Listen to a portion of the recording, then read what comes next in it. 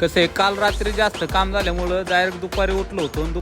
टोळीच्या 2 सदस्याला गाडीवर टाकून म्हणलं आता मगर पट्टा गाठावं लागेल, आजच्या दिवसाचं काम चालू करावं लागेल. आता कुठंतरी प्रगतीच्या मार्गाने जायचं ठरवलं होतं, पण प्रगतीनेच मार्ग वळवलेला आहे असा मामा म्हणला. त्यामुळे आता प्रगतीच्या मार्गाला जायचं नाही असं ठरवलंय. आता जात असताना आम्हाला जरा प्रचाराचं म्हणून वारं दिसले म्हणजे इथं विषय हार्ड आहे भाई. प्रचार चालू झालेला असं वाटतंय. त्यात आमचे महाराज म्हणले जरा प्रचाराचं काही नियोजन नाना करता येईल का आपल्याला. आम्हाला असं काम बिम सोडून असं प्रचार करायला लावलं पाहिजे.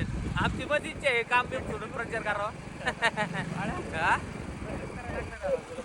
प्रचार आता मग आम्हाला जरा रोडच्या कडेला एक मॉल दिसला. म्हणलं मग आम्हाला जरा इथून जरा एखादी चॉकलेट घेऊन ये. 4-5 दिवस झाले जरा मॉलला कुठंतरी सेल लागला होता. म्हणलं आता तिकडे बी आपल्याला जावं लागणार आहे. संध्याकाळी काही वेळ भेटत नाही म्हणून म्हणलं चला आता वेळ भेटलाय तर जाऊनच येऊ. आता मंडळाचा एक सदस्य म्हणला आम्हाला काय यायचं नाही तिकडं मॉलमध्ये. म्हणलं नको येऊ. आता मंडळाच्या खजिनदाराला उचलला म्हणलं चल आता आपण दोघं तरी जाऊन येऊ.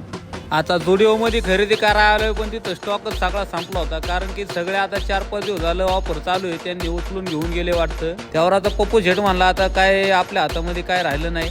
आम्ही कुठं गेलोय ना आम्हाला काही लवकर काही लगेच भेटले असं कधीच होत नाही. आमच्या मागं दररोज नवीन लपड आहेच. नाही आमच्याकडे आता पेमेंट असून सुद्धा नाही घेतलं. आमच्या मापाचं भेटलंच नाही आम्हाला. जाईन तिथं लपड्याची रंबी. इथं कामं आलो तर गेलो डायरेक्ट पुण्यामध्ये स्वारगेटला ऑफिसला. तर कामाला सकाळचं येतो पण मला संध्याकाळ होते डायरेक्ट घरी जायला. आता पुण्यामध्ये आलाय मला ट्रॉफिकचा सामना नाही केला म्हणजे असं कधी होत नाही. अशी ट्रॉफिक बघितल्याशिवाय पुण्यामध्ये आल्यागत वाटत नाही. पक्का अर्धा 1 तास खाणार आहे बाई या ट्रॉफिक. आता विषय हार्ड झालाय.